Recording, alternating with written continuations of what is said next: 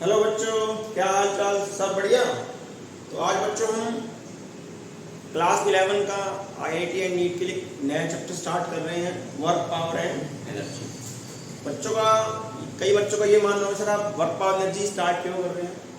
वैसे हमने पिछले वीडियो में हमने काइनेमेटिक्स से टॉपिक स्टार्ट किया था, distance and displacement and work average velocity and velocity का। उसमें कई बच्चों का रिस्पॉन्स क्या आ रहा है कि सर हमें वर्क पावर एनर्जी कराओ, उसमें हमारा ये चैप्टर काफ़ी वीक है। तो आप टेंशन मत लो, मैं आपको सभी चैप्टर्स यहाँ पर कराऊंगा और वो भी विद आईआईटी एंड नीट के न्यूमेरिकल के साथ। तो आज हम अपना नया चैप्टर स्टार्ट कर रहे हैं, वर्क पावर एंड एनर्जी। तो लेट्स स्टार्ट। देखो वर्क क्या होता है ना, वर्क मतलब काम। जब भी हम कुछ काम कर रहे हैं उसको हम क्या बोलते हैं, वर्क, है ना। जैसे आपके पिताजी हैं, है ना, आपके फादर सुबह मॉर्निंग 9 o'clock से ऑफिस जाते हैं, है ना, और फिर शाम को वापस आ जाते हैं। तो क्या आपके पिताजी ऑफिस में काम कर रहे हैं? यस, ऑब्वियसली वो काम कर रहे हैं, तभी कुछ अर्निंग हो रही है, तभी हमारा घर चल रहा है ना। तो but in term of physics आपके फादर कोई काम नहीं कर रहे हैं ना। फिजिक्स के टर्म के अंदर आपके फादर कोई काम नहीं कर रहे। एक तो पहला एग्जाम्पल ये हुआ ना, है ना, इंटरेस्टिंग एग्जाम्पल। सेकेंड, जैसे हम रेलवे स्टेशन पर जाते हैं तो क्या कूली क्या करते हैं, सर पर बैग रखकर अपना जो भी पैसेंजर्स का सामान एक प्लेटफॉर्म पर या बाहर लेके जाते हैं। अकॉर्डिंग टू फिजिक्स कूली भी कोई वर्क नहीं करता, है ना। क्यों? बट हम तो उसको पैसा देते हैं, तो कुछ ना कुछ वर्क तो वो कर रहा है। तो यहाँ पर हम समझते हैं अकॉर्डिंग टू फिजिक्स वर्क क्या है, और हमारे जनरल लाइफ या प्रैक्टिकल लाइफ में जो वर्क है वो फिजिक्स से कैसे अलग है। तो वर्क क्या होता है? Work is said to be done whenever there is a application of force on an object in the direction of force, in the direction of displacement या not in the direction of displacement. देखो work क्या है ना। Work is said to be done when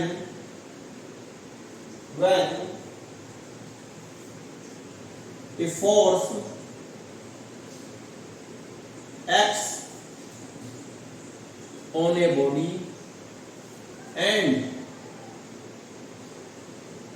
body moves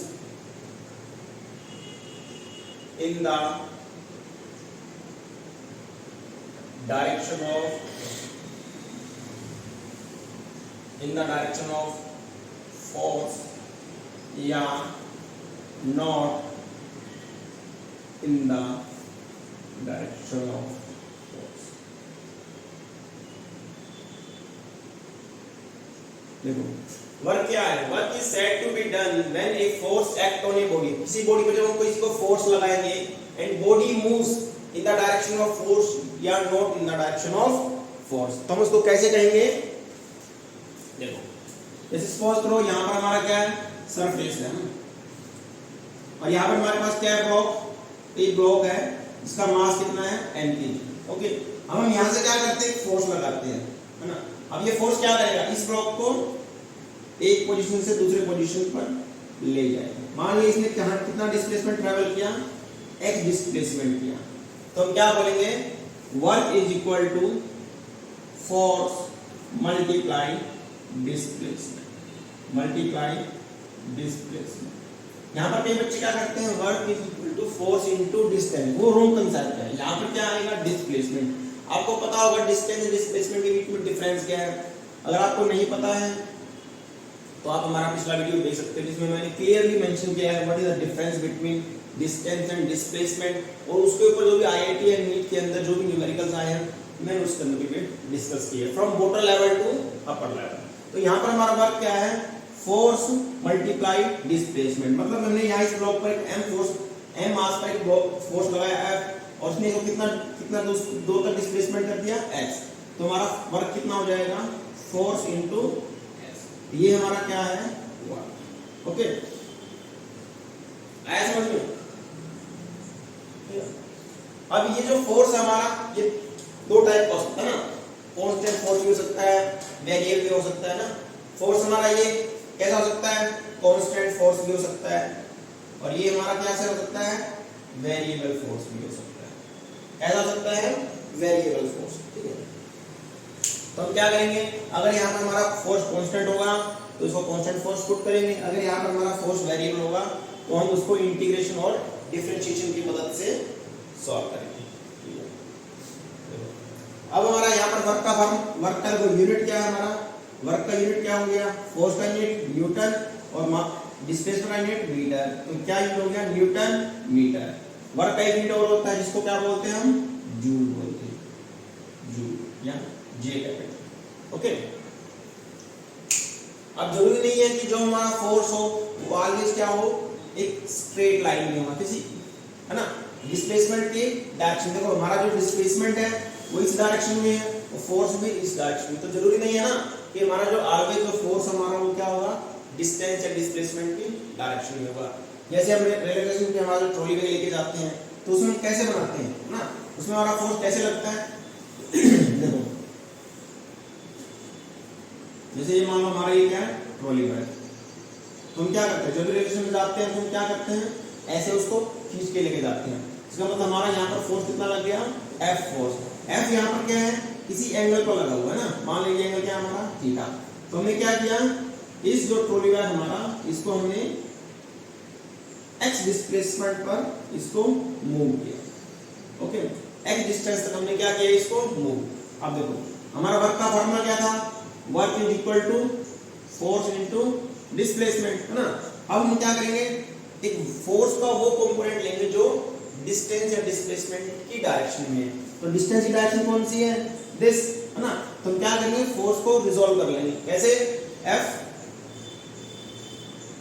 F cos theta और ये F sin theta. उम्मीद आप लोगों को ये रिजॉल्विंग करना आता होगा ना। तो F cos थीटा और F sin थीटा। तो F cos थीटा किस तरफ है, F cos थीटा डिस्प्लेसमेंट की डायरेक्शन में है। तो हमारा वर्क कितना हो जाएगा, work is equal to F cos theta into x, है ना। ये क्या हो गया हमारा, F x cos थीटा। ये हमारा क्या हो गया, वर्क का फॉर्मूला। ओके, अब देखो वर्क हमारा क्या है, स्केलर क्वांटिटी है।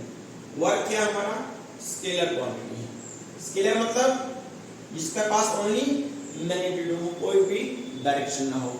जो भी क्वांटिटी स्केलर रहती है उसको हम हमारे जो नंबर्स है उसकी तरह ही हम उसको एडिशन, मल्टीप्लाई और सब्ट्रैक्ट कर सकते हैं। तो कई बार एग्जाम में पूछता है कि वर्क कैसे स्केलर है या वेक्टर है। तो देखो यहाँ से हमारा क्या आ गया, सभी बच्चों को पता होगा डॉट प्रोडक्ट के बारे में, है ना। तो जैसे मान लो मैं बता देता हूँ, A डॉट B क्या होता है, A डॉट B होता है AB cos theta. A dot B equal to AB cos theta. तो जो हमारा डॉट प्रोडक्ट होता है उसको क्या बोलते हैं, स्केलर प्रोडक्ट भी बोल देते हैं। ठीक है, तो यहाँ पर हमारा देखो वर्क इक्वल टू क्या आ गया, F dot Fx cos theta और A डॉट B क्या होता है, AB cos थीटा। तो इसको हम क्या लिख सकते हैं, work is equal to F dot x। इसका मतलब क्या होगा, हमारा जो वर्क है वो dot product of force and displacement है, इसलिए हमारा जो वर्क है वो क्या हो गया, एक स्केलर क्वांटिटी हो गया। ठीक है, नोट करो इसको आप।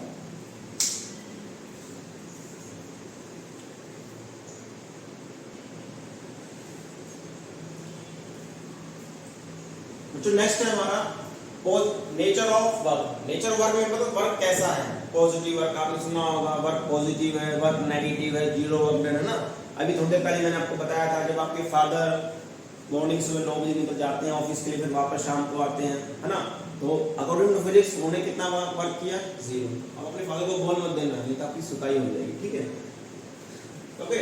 तो अब हम करेंगे type of nature of work, है ना। नेचर ऑफ वर्क कितने होते हैं, positive work, negative work and zero work. देखो वर्क का हमारा क्या फॉर्मूला था, वर्क का हमारा फॉर्मूला था Fs cos theta, F for force, S for displacement and cos theta क्या है, the angle between force and displacement. मैं बता देता हूं, ये हमारा क्या हो गया, मास m, ये हमारा फोर्स और ये हमारा डिस्प्लेसमेंट डायरेक्शन, ये हमारा फोर्स, है ना। सपोज करो ये ब्लॉक यहां से लेकर यहां तक मूव कर रहे हैं, है ना। ठीक है, तो इस तरफ हमारा फोर्स है, F और S के बीच के एंगल को हम क्या बोलेंगे, थीटा बोलेंगे। तो हमारा वर्क का फार्मूला क्या है, force, displacement and cos theta, उनके दोनों के बीच का एंगल। तो ये क्वांटिटी हमारा कब पॉजिटिव होगा, है ना, ये क्वांटिटी हमारा कब पॉजिटिव होगा, ठीक है।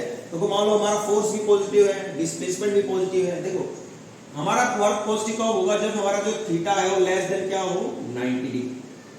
जब हमारा थीटा है मींस फोर्स और डिस्प्लेसमेंट के बीच जो एंगल है वो क्या हो, लेस देन 90 हो, तब उसको हम क्या बोलेंगे, पॉजिटिव वर्क बोलेंगे ना। The work is said to be positive work if the angle between force and displacement is less than 90, है ना। आप लिख लेना जो मैं बोल रहा हूँ, the work is said to be positive if angle between force and displacement is less than 90, then we call work is positive, okay.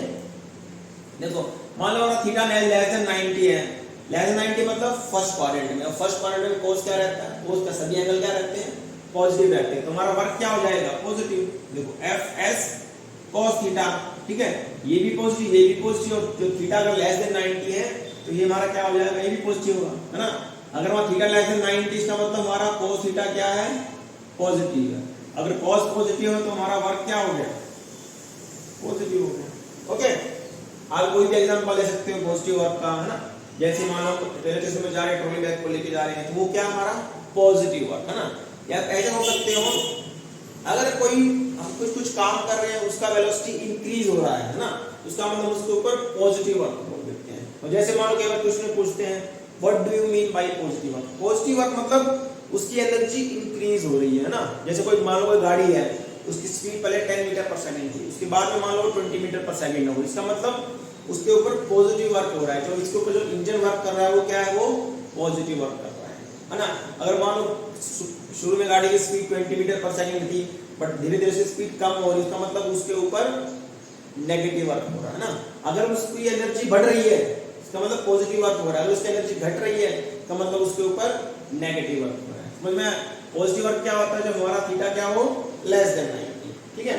और नेक्स्ट क्या हमारा नेगेटिव वर्क। नेगेटिव वर्क क्या होगा बताओ, नेगेटिव वर्क क्या होगा,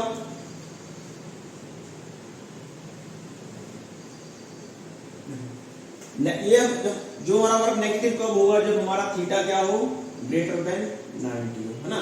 जब हमारा थीटा ग्रेटर देन 90 होगा तब हमारा वर्क क्या होगा, नेगेटिव होगा। कैसे होगा, अगर हमारा थीटा ग्रेटर देन 90 है इसका मतलब क्या होगा, जो cos थीटा है वो क्या हो गया, नेगेटिव हो गया। अगर cos नेगेटिव है तो क्या होगा, वर्क इसका फार्मूला क्या था, fs cos थीटा, तो हमारा पूरा टर्म क्या बन जाएगा, नेगेटिव बन जाएगा। इसका मतलब हमारा जो वर्क है वो क्या है, नेगेटिव है, ठीक है बच्चों। अगर हमारा थीटा लेस देन 90 है तो पॉजिटिव वर्क, अगर थीटा हमारा ग्रेटर देन 90 है तो वो नेगेटिव वर्क, है ना। नेगेटिव वर्क का एग्जांपल आप कुछ भी सोच सकते हैं, है ना। जैसे नेगेटिव वर्क का एग्जांपल हमारा वर्क डन बाय ग्रेविटी। देखो ऐसा मान लो ये हमारा क्या है, अर्थ सरफेस है, हमने क्या किया, इस बॉल को ऊपर फेंका, ये बॉल ऊपर जा रहा है ना। मान लीजिए इस ब्लॉक ने यहां तक डिस्टेंस ट्रेवल किया 5 मीटर ना, बॉल का वेट कितना है, 1 kg। तो वर्क डन बाय ग्रेविटी क्या होगा, work done by gravity, gravitation force बोलते हैं, ग्रेविटी बोलते हैं, एक ही बात है। वर्क डन बाय ग्रेविटी क्या होगा, ये नेगेटिव होगा। तो मैं बताता हूं कैसे। वर्क का फार्मूला क्या होता है हमारा, एफ एस cos थीटा, मैं इसके ऊपर आपको निवेदन भी कराऊंगा। तो वर्क का फार्मूला क्या हमारा, एफ एस cos थीटा। अगर कोई बॉल ऊपर जा रही है, इसका वेट कितना है, 1 है ना, तो mg फोर्स नीचे लग रहा है, इसके बराबर होगा 1 × 10, मतलब इसका 10 न्यूटन फोर्स नीचे लग रहा है, ओके। डिस्प्लेसमेंट ऊपर हो रहा है ना, डिस्प्लेसमेंट कितना होगा, 5 मीटर, ओके। अब देखो इन दोनों के बीच में एंगल कितना है, 180 डिग्री, है ना। फोर्स नीचे लग रहा है, डिस्प्लेसमेंट ऊपर हो रहा है, तो cos 180 इधर लिख देंगे हम। और cos 180 क्या होता है, -1, मतलब -50 जूल वर्क हुआ। इसका मतलब जो वर्क डन बाय ग्रेविटी है वो क्या क्या देता है हमें, नेगेटिव वर्क देता है। आया सबको समझ में? अब नेक्स्ट है हमारा जीरो वर्क, है ना। आया सबको समझ में? देखो फिजिक्स को अगर करना है आपको तो कंसेप्ट वाइज करो, अगर आपको कंसेप्ट क्लियर है तो आपके लिए फिजिक्स इजी है, ओके। नेक्स्ट है हमारा जीरो वर्क, है ना, जीरो वर्क। तो वर्क का हमारा फार्मूला क्या है भाई, एफ एस cos थीटा। तो वर्क हमारा कब जीरो हो सकता है ना, 3 कंडीशन है। पहला कंडीशन क्या है, हम फोर्स ही अप्लाई नहीं करेंगे। मेरे मान लो मेरे सामने दीवार है ना, मैं उसको फोर्स ही नहीं लगा रहा तो वर्क होगा, नहीं होगा। इसका मतलब क्या हुआ, फोर्स, अगर हमारा फोर्स 0 हो तो इसका मतलब हमारा क्या हुआ, वर्क डन 0 हुआ। नेक्स्ट हमारा क्या है, हम कर रहा हूँ डिस्प्लेसमेंट नहीं हुआ। अगर डिस्प्लेसमेंट 0 है, मान लो मैं दीवार पर फोर्स लगा रहा हूँ बट दीवार क्या हिल पाएगी, आगे डिस्प्लेस होगी नहीं होगी ना। इसका मतलब क्या हुआ, अगर हमारा डिस्प्लेसमेंट 0 है तो भी हमारा वर्क डन क्या है, 0। तुम्हारा वर्क डन क्या हो गया, 0। अब देखो नेक्स्ट क्या हमारा, cos थीटा 0 हो जाए। cos थीटा कब 0 होता है, मैथ्स के बच्चों को बताओ, है ना। cos थीटा कब 0 हो, जब थीटा क्या हो, 90 डिग्री। तो थर्ड कंडीशन क्या हमारा, theta is equal to 90 degree. अगर थीटा 90 है तो हमारा वर्क क्या हो जाएगा, ऑटोमेटिकली 0 हो जाएगा। अगर थीटा 90 है तो वर्क हमारा क्या हो गया, ऑटोमेटिकली 0। ठीक है, जैसे मैं आपको एक एग्जांपल देता हूं थीटा 90 का। इसको मतलब थीटा 90 वाले केस को ना इमेजिनेशन करना बड़ा मुश्किल है।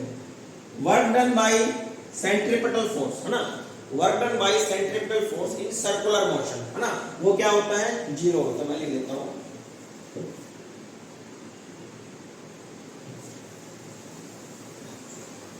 इसका एग्जांपल देखो 0 वर्क डन का। Work done bye centripetal force, work done bye centripetal force in circular motion. इसमें सर्कुलर मोशन इज 0, है ना। जो हमारा कोई भी सर्कुलर मोशन है ना, उसके अंदर work done bye centripetal force क्या होगा, 0 होगा। ये सपोज करो मैंने क्या किया, पत्थर लिया, उसको रॉक से बांधा, उसको ऐसे घुमा रहा हूं, है ना। घुमाने से क्या होगा, ठीक है, मान लो ये हमारा सेंटर है और ये हमारा रॉक है, यहाँ पर हमारा क्या है, स्टोन है ना।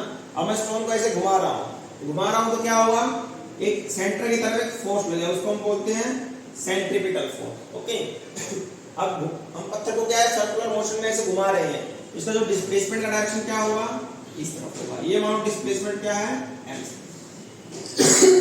ओके, तो वर्क डन इन दोनों के बीच में देखो, जब हम कोई भी चीज सर्कुलर मोशन में घुमाते हैं तो सेंटर की तरफ एक फोर्स लगता है, उसको हम बोलते हैं सेंट्रीपिटल फोर्स।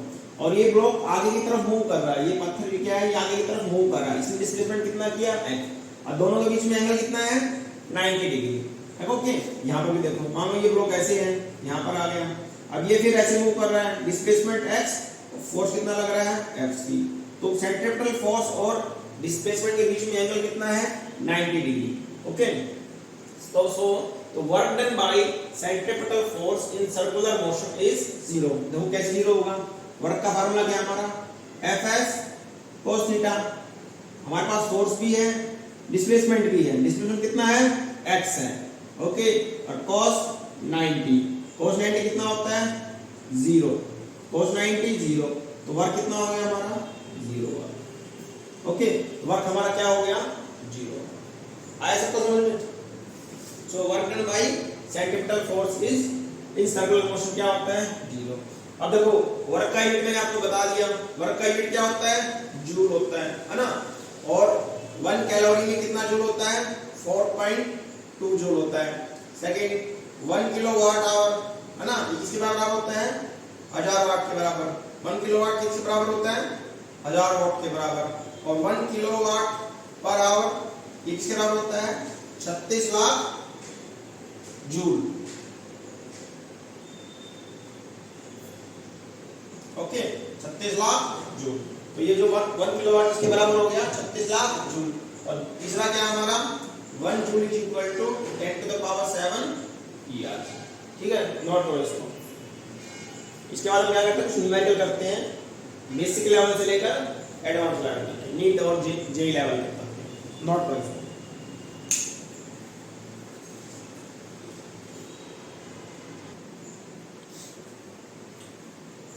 तो नेक्स्ट हमारा न्यूमेरिकल क्या है, find the work done by external force and frictional force when a body is displaced 5 metre in the direction of, है ना। हमें वर्क बताना है एक्सटर्नल फोर्स से और फ्रिक्शनल फोर्स से जब एक body 5 metre in the direction of force में डिस्प्लेस्ड हो रही है। देखो सबसे पहले हमारा फार्मूला क्या है, हमारा work is equal to Fs cos theta. यहाँ पर एक ब्लॉक है जिसका वेट कितना है, 10 kg, और उसके ऊपर एक 100 न्यूटन का फोर्स लग रहा है।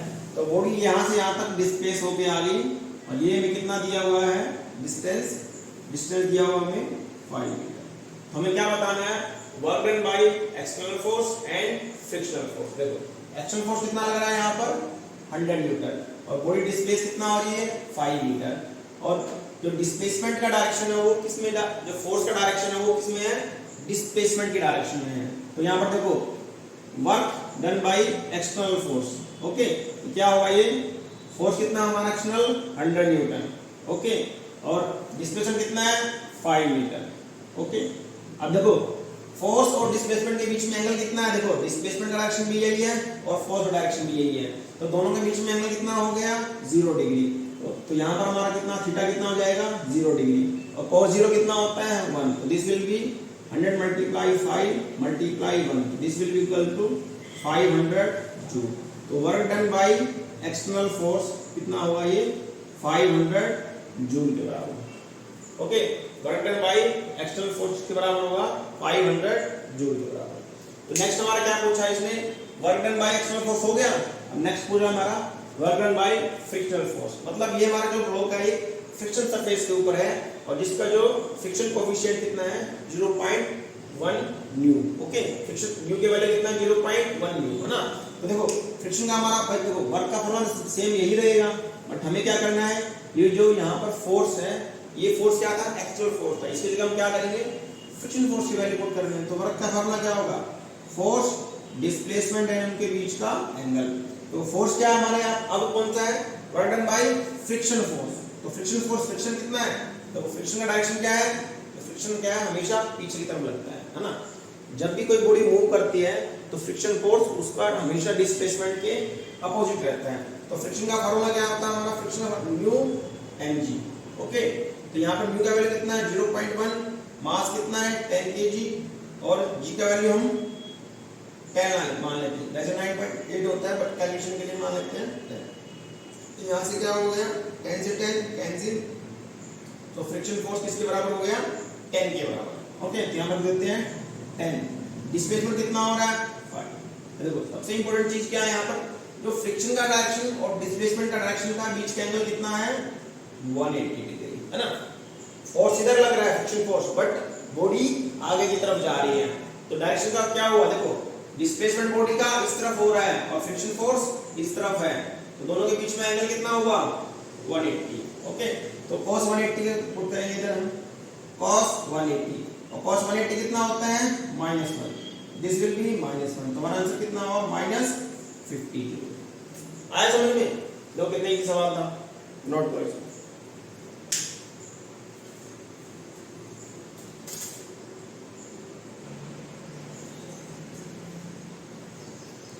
देखो नेक्स्ट हमारा क्वेश्चन क्या है ये क्वेश्चन हमारा बिट सेट में आया हुआ क्वेश्चन है ठीक है। इस टॉपिक के ऊपर या कांसेप्ट के ऊपर BITSAT VIT and NEET में नॉर्मली आ जाते हैं ना। अच्छा कांसेप्ट है ये जो मैंने आपको स्टार्टिंग में बताया था ना जब रिलेशनशिप में जाते हैं कूली हमारा जो वर्क करता है बट अकॉर्डिंग टू फिजिक्स वो वर्क हमारा क्या रहता है 0 रहता है उसका एक्सप्लेनेशन इसी में है। तो हमारा क्वेश्चन क्या है find the work done by gravitational force and normal force when body is displaced 5 metre in the direction of force है ना।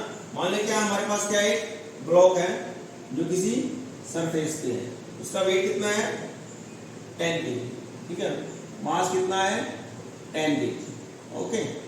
एक ब्लॉक है जिसका वेट कितना है 10 kg और उसके ऊपर क्या है work done by gravitation and normal force बताना है ना। अब ये ब्लॉक है ये ब्लॉक क्या कर रहा है इस दूसरे प्लेस तक मूव किया है ओके। मानो कोई भी फोर्स लग गया होगा इसको एक्सटर्नल फोर्स लग गया होगा ठीक है। अब देखो जब भी कोई ब्लॉक किसी सरफेस पे बैठा रहता है तो उसके ऊपर एक फोर्स लगता है वो क्या होता है ग्रेविटेशन फोर्स। तो कितना हो जाएगा इसके ऊपर 10 g या मतलब mg फोर्स। तो m का वैल्यू कितना है 10 तो यहाँ कितना हो जाएगा 10 g और g का वैल्यू क्या लेते हैं 10 ले लेते हैं तो कितना हो गया 100 न्यूटन फोर्स क्या लग रहा है नीचे की डायरेक्शन में लग रहा है ना। अब देखो आपने न्यूटन्स लॉ ऑफ मोशन में पढ़ा होगा है ना। जब भी कोई ब्लॉक सरफेस पे रखा होता है ना तो उसके ऊपर एक mg फोर्स लगता है और उसको बैलेंस करने के लिए एक नॉर्मल फोर्स लगता है। अगर बॉडी रेस्ट में है या उसका वाई डायरेक्शन में कोई मूवमेंट नहीं हो रहा है तो एन और एम जी क्या रहते हैं, बराबर रहते हैं। तो इस केस में हमारा ऊपर एक नॉर्मल फोर्स भी लगेगा। ओके, अब इसने क्या पूछा है, work done by gravitational force and normal force when body is displaced 5 metre in the direction of force.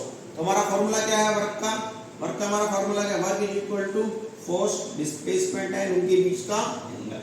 Force कितना है, gravitational force 100 newton. Okay, displacement कितना हो रहा है, 5 मीटर।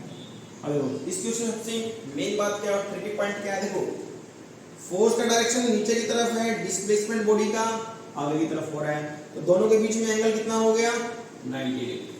ठीक है, तो दोनों के बीच में एंगल कितना हो गया, 90 डिग्री। और cos 90 कितना होता है, 0। तो 0 multiply anything will be equal to 0।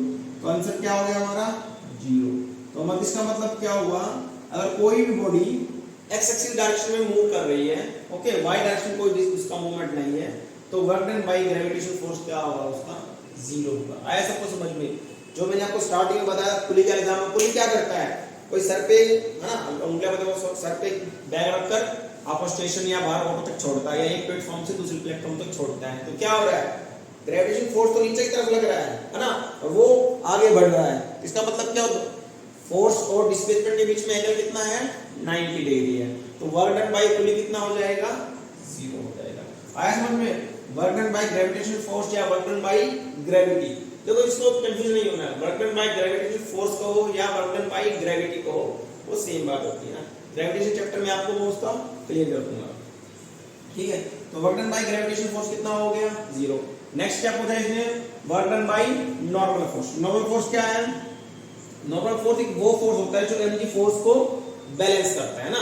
तो नॉर्मल फोर्स का हमारा फार्मूला क्या होता है, दिस इज एक नॉर्मल फोर्स का हमारा क्या होता है, नॉर्मल फोर्स हमारा बताओ,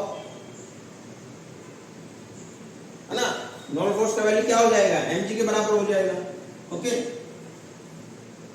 ठीक है, यहां पर हमें फ्रिक्शन नहीं दिया हुआ, फ्रिक्शन में कोई यूज भी नहीं यहां पर। ठीक है, तो नॉर्मल फोर्स के बराबर हो गया, mg के बराबर हो गया, जस्ट तो नॉर्मल फोर्स की वैल्यू क्या हो जाएगी, mg के बराबर। ओके, अब हमें क्या बताना है, work done by normal force. देखो तो work done by normal force क्या हो जाएगा, W1 Fs cos 90। अब नॉर्मल फोर्स क्या हो रहा है, ऊपर की तरफ लग रहा है, नॉर्मल फोर्स का वैल्यू कितना हो जाएगा, वही 100 न्यूटन, है ना। तो क्योंकि बॉडी क्या है, वाई डायरेक्शन में कोई मूवमेंट नहीं हो रहा है, इसका मतलब वाई डायरेक्शन में उसका फोर्स बैलेंस है, मतलब 100 न्यूटन नीचे है, 100 न्यूटन ऊपर है। तो हमारा फार्मूला क्या हो जाएगा, फोर्स का 100 मल्टीप्लाई डिस्प्लेसमेंट कितना हो रहा है, वही 5 मीटर। अब देखो नॉर्मल फोर्स का डायरेक्शन तो अलोंग वाई एक्सिस है, और डिस्प्लेसमेंट कहां हो रहा है, एक्स में डिस्प्लेसमेंट हो रहा है, तो दोनों के बीच में एंगल कितना हुआ, 90 डिग्री। सेम यहाँ पर कितना आ जाए, cos 90, और cos 90 कितना होता है, 0। और 0 multiply anything will be equal to 0। Okay, आया समझ में। तो work done by gravitational force और work done by normal force क्या रहेंगे, 0 रहेंगे। एक न्यूमेरिकल वो देखते हैं, देखो अच्छा सा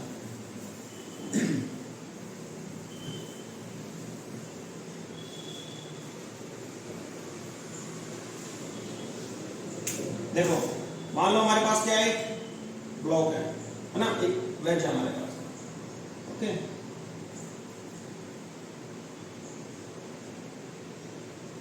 और इस पे एन ब्लॉक रखा हुआ है, एंगल कितना है इधर, एंगल है थीटा डिग्री। ओके, एंगल कितना है, थीटा है। ओके, हमें बताना है work done by gravitational force बताना है, और ये लेंथ कितनी है हमारी, इसकी लेंथ दी हुई है L। ओके, बताना है find work done by gravitational force और work done by normal force. हम ये दोनों हमें बताने हैं। ठीक है, ये ऊपर वाला कुछ नहीं है, इसका ब्लॉक मास m है, इसका लेंथ L है, और हमें बताना है work done by gravitational force and work done by normal force. ठीक है, नॉर्मली देखो नीट और जेईई मेंस में इसी लेवल क्वेश्चन आते हैं, और एक क्वेश्चन 100% इसमें से आता है। ठीक है, देखो वर्क डन का हमारा फार्मूला क्या होता है, work done by gravitational force is equal to force displacement and उनके बीच का एंगल। तो हम क्या करेंगे, सबसे पहले नॉर्मली इसको रिजॉल्व कर लेंगे। देखो हमारा देखो mg फोर्स नीचे लग गया, ठीक है, ये एंगल थीटा है, ये क्या हो जाएगा 90, ये क्या हो जाएगा हमारा 90 माइनस थीटा, है ना।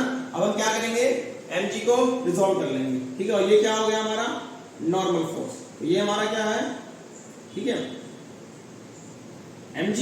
अब mg को रिजॉल्व करेंगे तो इस तरफ हमारा क्या कंपोनेंट आ गया, mg cos 90 minus theta. Okay, आ रहा है समझ में। और इस तरफ क्या आ गया हमारा फोर्स, ठीक है, mg cos theta cos mg sin 90 minus theta. सबको समझ में आ रहा है ना। हमने क्या किया, देखो हमारा ब्लॉक mg था, mg फोर्स हमेशा नीचे लगता है, m हमारा ब्लॉक का मास है, mg फोर्स नीचे लग रहा है। देखो ये एंगल थीटा, ये 90, तो ये क्या हो गया 90 माइनस थीटा। तो हमने क्या इसको रिजॉल्व कर लिया, mg cos थीटा और mg sin थीटा। ओके देखो अब हमारा work done by gravitational force बताना है ना। तो work done by gravitational force का फार्मूला क्या होता है, फोर्स डिस्प्लेसमेंट एंड थीटा। तो जो फोर्स इस ब्लॉक को नीचे कौन लेके आ रहा है ना, ये ब्लॉक को नीचे कौन सा फोर्स लेके आ रहा है ना, mg cos 90 माइनस थीटा लेके आ रहा है। और work done by gravitational force देखना है, तो ग्रेविटेशनल फोर्स कौन सा हमारा बताओ, ये वाला, ये किसके बराबर हो जाएगा हमारा mg cos theta. mg cos theta हमारा नीचे की तरफ है ना, और डिस्प्लेसमेंट आगे की तरफ हो रहा है ना। तो दोनों के बीच में आगे एंगल कितना हो गया, 0 है ना, सॉरी एंगल कितना हो गया 90 डिग्री। देखो फोर्स का वैल्यू क्या हो गया, mg cos theta multiply by length कितना है l, और दोनों के बीच में एंगल कितना है 90। तो cos 90 कितना होता है 0। तो mg cos थीटा है ना, यहाँ पर भी थीटा है तो फिर अगेन 90 हो गया, नो सॉरी यहाँ पर ये वाला थीटा है। तो angle l cos 90 0, so this will be equal to 0। Again work done by gravitational force क्या होगा 0 होगा, है ना। नोट करो इसको, फिर हम बताते हैं work done by normal force.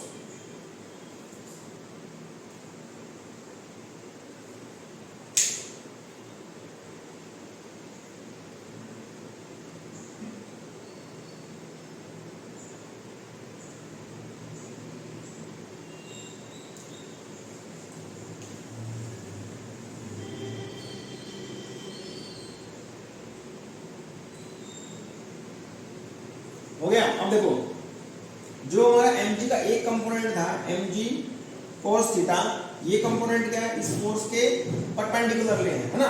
तो इस फोर्स के कारण हमारा जो ग्रेविटेशनल फोर्स क्या होगा, तो वर्क डन क्या होगा हमारा 0 होगा, है ना। अब बट ये जो कंपोनेंट हमारा mg cos 90 माइनस थीटा, ये क्या है, इसको आगे की तरफ लेके जा रहा है ना। यही क्या कर रहा है, ब्लॉक को आगे मूव करा रहा है। तो work done by this force है ना, mg cos 90 माइनस थीटा मतलब mg sin थीटा लिख सकते हैं ना, cos 90 माइनस थीटा मतलब mg sin थीटा। इस कंपोनेंट के कारण कितना वर्क डन होगा, work done by gravitational force कितना हो जाएगा। देखो ये ग्रेविटेशन मतलब ये जो कंपोनेंट हमारा, इसके कारण कितना फोर्स हुआ 0, बट इसके कारण कितना वर्क डन होगा, है ना। इसके कारण वर्क डन कितना होगा, वर्क का फार्मूला क्या है हमारा fs cos थीटा, तो वर्क को क्या कितना हो गया mg sin theta into l, और दोनों के बीच में एंगल कितना है, थीटा कितना हो जाएगा 0, तो cos 0 1।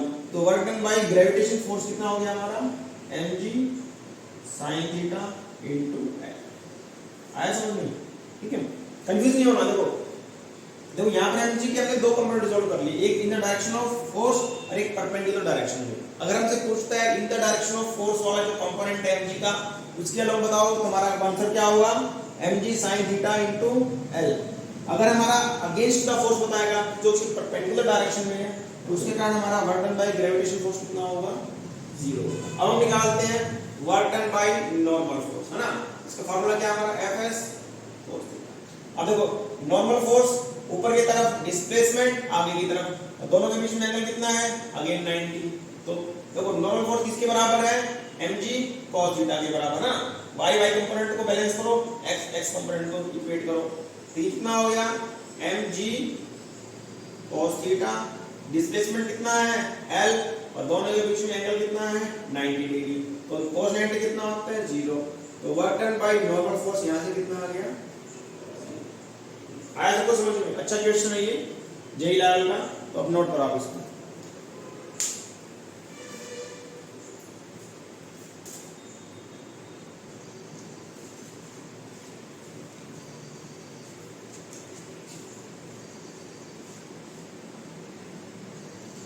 तो नेक्स्ट क्वेश्चन हमारा क्या है, खुली वाला क्वेश्चन है। इसमें क्या है 2 kg का वेट, 3 kg का वेट है। तो ऑब्वियसली इस बात 3 kg ज्यादा है, नीचे की तरफ कितना नीचे आ रहा है 2 मीटर, और ये कितना ऊपर जा रहा है 2 मीटर। तो हमें बताना है work done by gravitation force on 2 kg, work done by gravitation force by 3 kg and work done by tension force in at 2 kg and 3 kg। देखो ठीक है, हम देखो इस टाइप के इक्वेशन हमने न्यूटन्स लॉ ऑफ मोशन में already किए हैं। तो हम सबसे पहले क्या करते हैं, देखो ये 3 kg का वेट नीचे जा रहा है, तो इसको हमारा मतलब 3g वेट नीचे हो गया और टेंशन फोर्स ऊपर हो गया। सेम इधर 2g फोर्स नीचे लग रहा है और टेंशन फोर्स ऊपर लग रहा है ना। एक्सीलरेशन दोनों केस में क्या होगा, सेम एक्सीलरेशन, ए से ऊपर जाएंगे और ए से नीचे आएंगे। ठीक है, तो क्या हो जाएगा यहाँ पर हमारा इक्वेशन क्या होगा, इधर बनाते हैं इक्वेशन को। पहला इक्वेशन देखो 3g को 30 ले लेता हूँ, 30 माइनस 3g मतलब 30, g का 10 ले लेते हैं ना। तो 30 minus t is equal to 3a है ना। Force is equal to M का इक्वेशन सबको याद होगा ना। फोर्स नेट फोर्स क्या हो गया 30 माइनस टी और एम ए मतलब 3a। इसमें बनाओ t minus 20 is equal to 2a। अब दोनों को ऐड करो, this will be cancel out, this will be 10 is equal to 5a and a is equal to 2। इसका मतलब हमारा जो a का वैल्यू कितना आ गया 2 मीटर पर सेकंड स्क्वायर। ओके, हमारा a का वैल्यू आ गया। अब हम क्या करेंगे, हम a के वैल्यू से t के वैल्यू निकालेंगे। तो हम क्या करते हैं, क्वेश्चन नंबर 1 में पुट करते हैं। तो 30 minus t is equal to a, 3a। 30 minus t is equal to 6 और this will be equal to 24। तो टेंशन का वैल्यू कितना हो गया 24। हमारे पास यहाँ पर क्या आ गया, टेंशन का वैल्यू आ गया और एक्सेलरेशन का वैल्यू आ गया। अब हमें बताना है work done by 3 kg weight and work done by gravitation force on 3 kg and 2 kg। तो सदिशता देखो, पहले हम ग्रेविटेशन करते हैं। तो work done by gravitation force on 3 kg। Okay, तो क्या हो जाएगा, फोर्स कितना लग रहा है नीचे की तरफ, नीचे कितना फोर्स लग रहा है 30 न्यूटन। ओके, नीचे कितना वेट लग रहा है हमारा 30 न्यूटन और डिस्प्लेसमेंट कितना हो रहा है 2 मीटर। और देखो डिस्प्लेसमेंट भी नीचे है, फोर्स भी नीचे है, तो एंगल कितना हो जाएगा दोनों के बीच में, एंगल cos 0। तो this will equal to 60 joule. Okay, work done by gravitation force on 2 kg। 2 kg पे कितना होगा, फोर्स कितना लग रहा है ना 20, 2g मतलब 20 और डिस्प्लेसमेंट कितना हो रहा है 2। बट देखो डिस्प्लेसमेंट ऊपर हो रहा है, फोर्स नीचे लग रहा है, मतलब cos 180 हो जाएगा। थीटा कितना हो गया 180 और cos 180 माइनस, तो this will B minus 40 joule. आगे समझ में यहाँ तक। नेक्स्ट क्या हमारा, work done by tension force on 1 kg। तो 1 kg नहीं 2 kg। तो 2 kg में कितना टेंशन फोर्स है ना। टेंशन फोर्स ऊपर जा रहा है और ब्लॉक भी ऊपर जा रहा है। तो टेंशन फोर्स का वैल्यू कितना हमारे पास 24। तो 24 मल्टीप्लाई 2। ओके, एंड दोनों के बीच में एंगल कितना हो गया 0। थीटा कितना है 0। तो cos 0 विल बी 1। 24 टू जा 48 जूल। तो work done by tension force on 2 kg कितना हो गया 48 जूल। नेक्स्ट क्या हमारा, वर्क डन बाय, इसको मैं इधर सॉल्व कर देता हूं, ये नोट कर लिया होगा आपने। ठीक है, तो work done by tension force on 3 kg कितना होगा, ये देखो टेंशन 3 kg है, ब्लॉक नीचे जा रहा है ना। टेंशन फोर्स ऊपर है, ब्लॉक नीचे जा रहा है, मतलब दोनों का फोर्स की डायरेक्शन ऊपर है, डिस्प्लेसमेंट नीचे है, तो दोनों के बीच में एंगल कितना होगा 180।